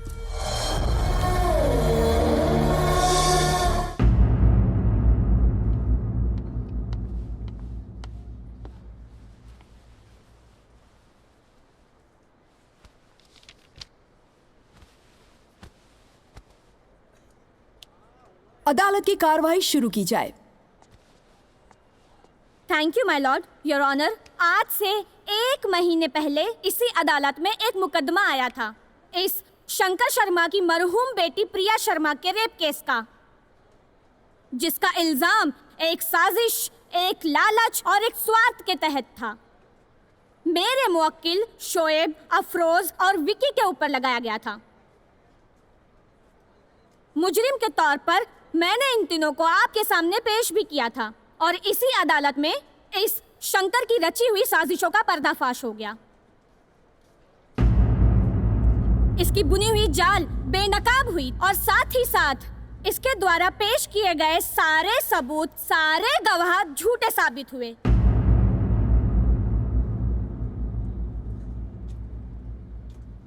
जिसके बाद हमारे तीनों मुवक्किलों को आपने ही बाइज्जत बरी कर दिया था। लेकिन ये लालची इंसान, पैसे का भूखा इंसान, जब इसे पैसे नहीं मिले तो ये बौखला गया और मेरे तीनों मुवक्किलों को बड़े ही शातिराना अंदाज में धोखे से बुलाकर इनका अपहरण किया। शोएब और अफरोज को बहुत ही बेरहमी से मौत के घाट उतार दिया और हमारा तीसरा मुवक्किल जैसे तैसे करके इस खूनकार इंसान के हाथों से बाहर निकला और सीधे जाकर पुलिस स्टेशन में इसके खिलाफ कंप्लेंट दर्ज की। तब जाकर ये इंसान यहाँ गिरफ्तार होकर आया है। माय लॉर्ड, कटघरे में खड़े इस इंसान को गौर से देखिए। शक्ल से बूढ़ा और पैर से अपाहिज दिखने वाला ये इंसान के दिल में किसी के लिए रहम नहीं है। इसके हाथों से मरने वाले लोग में से कोई नेता बनता, देश की सेवा करता, कोई डॉक्टर बनता, समाज की सेवा करता, लेकिन नहीं। और तो और इसने हमारे ईमानदार और दिलेरी के साथ ड्यूटी करने वाले ऑफिसर को भी नहीं बख्शा, उनकी भी गला काटकर हत्या कर दी। योर ऑनर, इसने आपकी अदालत, आपके दिए हुए फैसले और इस देश के कानून को तोड़ा है और इस कानून व्यवस्था की धज्जियां उड़ा दी, मानवता को शर्मसार कर दिया है। बड़ी ही बेरहमी और दरिंदगी से इस इंसान ने 3 लोगों का कत्ल कर दिया है। मैं अदालत से दरख्वास्त करूंगी कि ऐसे खूंखार इंसान पर बिना कोई रहम करते हुए इसे सीधे सीधे फांसी के फंदे पर पहुंचाया जाए। That's all, my lord.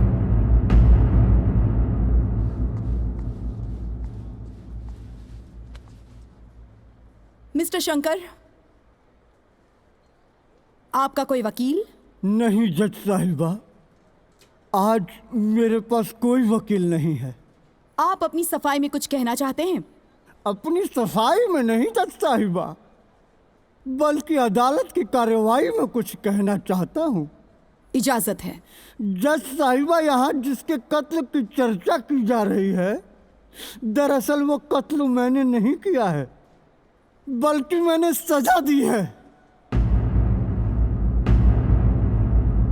उन लोगों को जो गुनाहगार थे।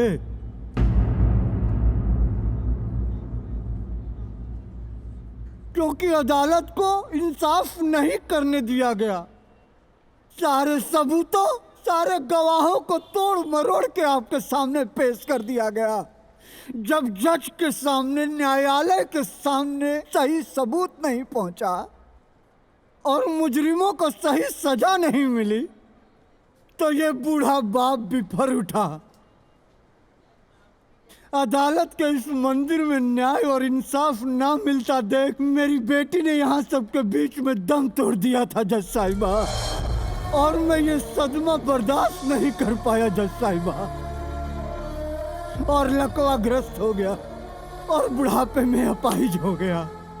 ऑब्जेक्शन माय लॉर्ड, ये इंसान इमोशनली ब्लैकमेल करने की कोशिश कर रहा है और अपने झूठे आंसू दिखाकर फांसी के फंदे से बचने की कोशिश कर रहा है। फांसी के फंदे से बचना होता ना वकील साहिबा, तो मैं खुद चलकर पुलिस स्टेशन नहीं गया होता, अपने आप को पुलिस के हवाले नहीं किया होता जज साहिबा। अधूरा इंसाफ पूरा हो सके, मेरी बेटी को न्याय मिल सके, इसलिए मैंने ये अदालत दोबारा लगवाई है, ताकि मेरे माथे पर लगा साजिश रचने का झूठा कलंक मिट सके। कहना क्या चाहते हैं मिस्टर शंकर? कहना नहीं जज साहिबा, बताना चाहता हूं मैं कि अगर पुलिस ने अपना काम ईमानदारी से किया होता तो मुझे न्याय के लिए उस तरह नहीं उठाना पड़ता।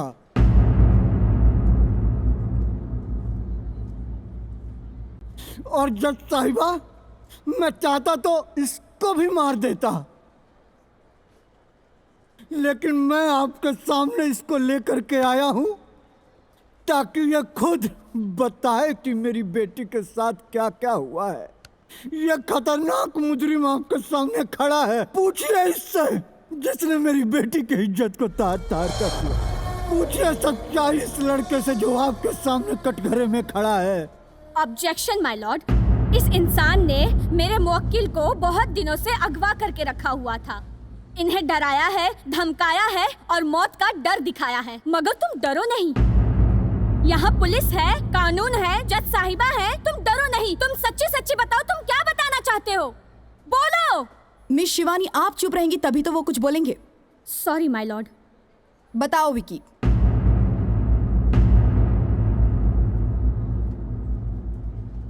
क्या कहना चाहते हो? जो भी है सच सच बताओ।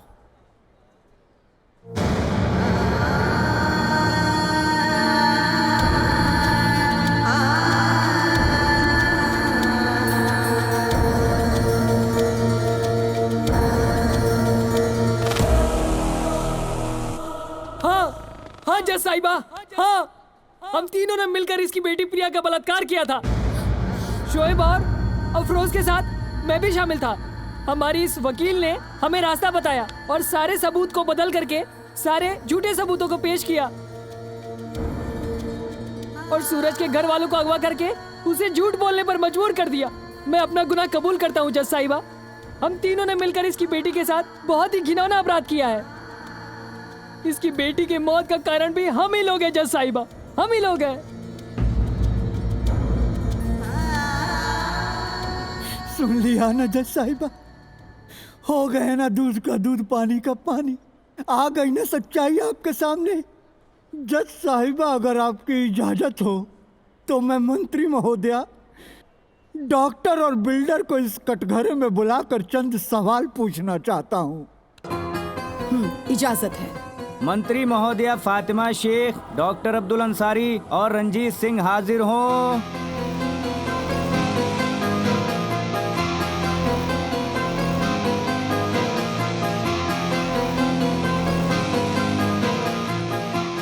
हाँ तो मंत्री साहिबा, मेरा पहला सवाल आपसे है। आपने जब मंत्री पद के लिए शपथ ली थी तो क्या कसम खाई थी कि मैं देश के संविधान की रक्षा पूरे ईमानदारी और सच्चाई से करूंगी? ये रक्षा किया है आपने, ये रक्षा किया है जज साहिबा। इन्होंने इनके बेटे ने मेरी बेटी के साथ हैवानियत और दरिंदगी भरा बलात्कार किया। उसे सजा दिलाने के बजाय ये उसे बचाने में लग गई। अपने पद और प्रतिष्ठा का रौब दिखाकर सारे सबूत बदल दिए। गवाहों को डरा धमका करके आपके इस अदालत में पेश किया गया जज साहिबा। अरे ये तो एक बेटी थी। एक बेटी होकर एक बेटी को न्याय दिलाने की बजाय अपने पावर का गलत इस्तेमाल करके इस अदालत को गुमराह किया और अदालत को इंसाफ नहीं करने दिया गया जज साहिबा। आखिर ऐसा क्यों किया जज साहिबा? पूछिए ऐसा क्यों किया? और ये डॉक्टर को तो भगवान का दूसरा रूप कहा जाता है, लेकिन इस डॉक्टर ने क्या किया? मेरी बेटी का मेडिकल रिपोर्ट बदलवा दिया। विश्वास के साथ विश्वासघात किया है इन्होंने। चिकित्सा जैसे भरोसे को बदनाम किया है इस डॉक्टर ने जज साहिबा। आखिर क्यों किया है इसने ऐसा? इस भरी अदालत में मैं ये सवाल पूछता हूँ, बताइए ऐसा क्यों किया? और ये बिल्डर जज साहिबा, अरे सरकार ने इनको लाइसेंस दिया है लोगों का घर बनाने और बसाने के लिए, लेकिन इसने क्या किया? अपने बेटे को बचाने के लिए मेरी बेटी की दुनिया उजाड़ दी, मेरी दुनिया उजाड़ दी। आखिर क्यों जज साहिबा, क्यों? और ये वकील साहिबा, गौर से देखिए इनको। मेरी बेटी के और इनके उम्र में कोई ज्यादा फर्क नहीं है, लेकिन इन्होंने क्या किया? एक दुखियारी लाचार मेरी बेटी को इंसाफ दिलाने के बजाय कोर्ट के सारे सबूतों को फेर बदल के आपके सामने पेश कर दिया। आखिर क्यों? चंद रुपयों के लिए? चंद रुपयों के लिए इन्होंने अपना ईमान बेच दिया। ये हिंदुस्तान की बेटी नहीं हो सकती, ये हिंदुस्तानी बेटी नहीं हो सकती जज साहिबा। मेरी बेटी थी हिंदुस्तानी बेटी और मैं हूं उसका हिंदुस्तानी पिता, जो अपनी बेटी को न्याय दिलाने के लिए, इंसाफ दिलाने के लिए इस अपाहिज शरीर के साथ निकल पड़ा। जाइए, निकलिए यहाँ से, जाइए मेरे सामने से, जाइए।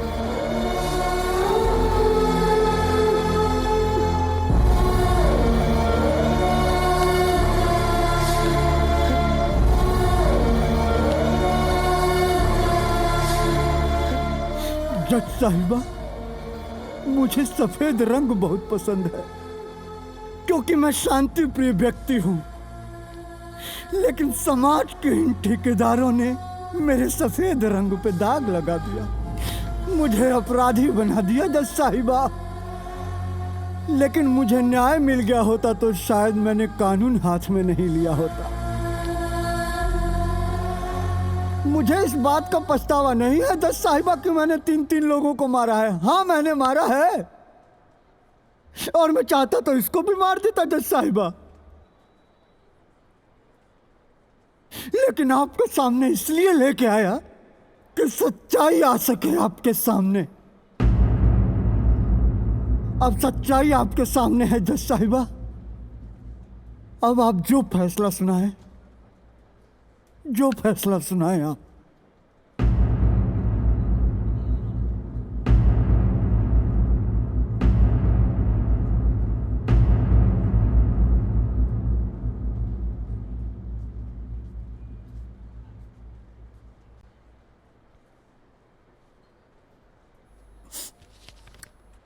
कोई कहीं नहीं जाएगा, जो जहां है वहीं बैठा रहे। अदालत अपना फैसला 2 मिनट बाद सुनाएगी।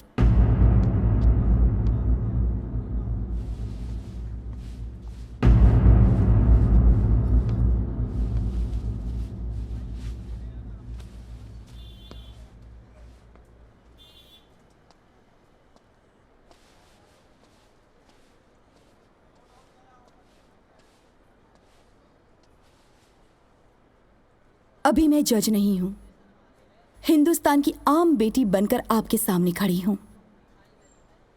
वो बेटी जिसे इस पिता पर बहुत गर्व महसूस हो रहा है, वो बेटी जो इस भरी अदालत में ये कहना चाहती है कि आप जैसा पिता हर बेटी को मिले, तो हिंदुस्तान ही नहीं, दुनिया के किसी भी कोने में किसी भी बेटी के साथ बलात्कार जैसा घिनौना अपराध करने की हिम्मत किसी की भी नहीं होगी। काश आप मेरे पिता होते। आप पे इतना गर्व महसूस कर रही हूं कि आपके पैर छूने को दिल करता है।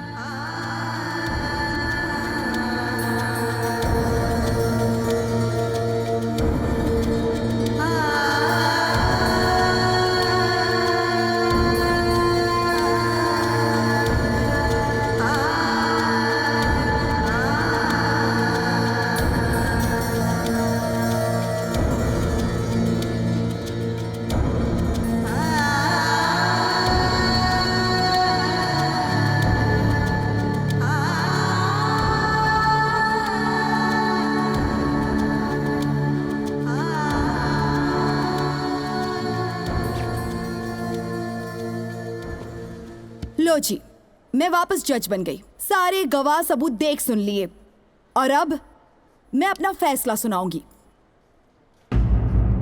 तो विकी, 15 अप्रैल की रात तुमने शोएब और अफरोज के साथ मिलकर प्रिया का बहुत ही बेरहमी के साथ बलात्कार किया। अब वो दोनों तो रहे नहीं, तो सजा के हकदार हो तुम। लेकिन तुमसे पहले सजा के हकदार हैं ये लोग, जिन्होंने सबूतों के साथ छेड़खानी की और अदालत को कलंकित करने की कोशिश की। सबसे पहले फातिमा शेख, जिसने अपनी पद प्रतिष्ठा का बिल्कुल ही नाजायज फायदा उठाया और कोर्ट को गुमराह करने की कोशिश की, तो इसीलिए अदालत इनसे इनका पद छीनकर कभी कोई चुनाव न लड़ने की सजा सुनाती है। साथ ही साथ अदालत हुक्म देती है कि फातिमा शेख को हिरासत में लिया जाए। डॉक्टर अंसारी, आपका भी मेडिकल लाइसेंस रद्द किया जाता है और आपको भी पुलिस हिरासत में भेजा जाता है। बिल्डर रंजीत सिंह के सारे अकाउंट्स और प्रॉपर्टी सील करके इनका भी कंस्ट्रक्शन का लाइसेंस रद्द किया जाता है और इन्हें भी हिरासत में भेजा जाता है। एडवोकेट शिवानी सिन्हा, जिन्होंने सबूतों के साथ छेड़खानी की, न्याय और अदालत को गुमराह करने की कोशिश की, ऐसे वकील को कोई हक नहीं है कि वो कानून की लड़ाई लड़े। इसीलिए इनका लाइसेंस रद्द किया जाता है और इन्हें इनके पद से पदमुक्त किया जाता है। मिस्टर शंकर, आपने जो किया वो गैर कानूनी था, लेकिन अगर कानून ने अपना काम ईमानदारी से किया होता तो आपको कानून हाथ में लेने की जरूरत नहीं पड़ती। क्योंकि आपने गुनाह किया है, सजा तो आपको जरूर मिलेगी, लेकिन मैं कोशिश करूंगी कि आपको कम से कम सजा मिले। तब तक के लिए आपको हिरासत में भेजा जाता है। मिस्टर विकी वल्द रंजीत सिंह, आपको फांसी की सजा सुनाई जाती है। ये फांसी सुबह 5 बजे दी जाए और सारे न्यूज चैनल पर लाइव दिखाई जाए, ताकि हिंदुस्तान में कभी कोई किसी लड़की के साथ रेप जैसी घिनौनी वारदात को अंजाम ना दे।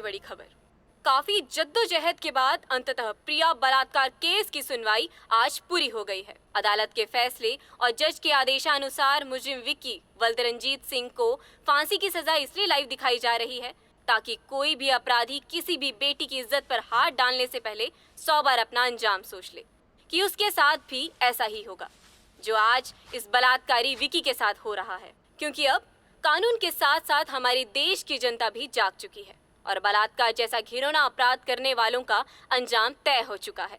ऐसे गुनाह करने वालों को यही सजा मिलनी चाहिए। ये गुनाह करने वाले ये क्यों नहीं सोचते कि इनके घर भी माँ है, बेटी है, बहन है।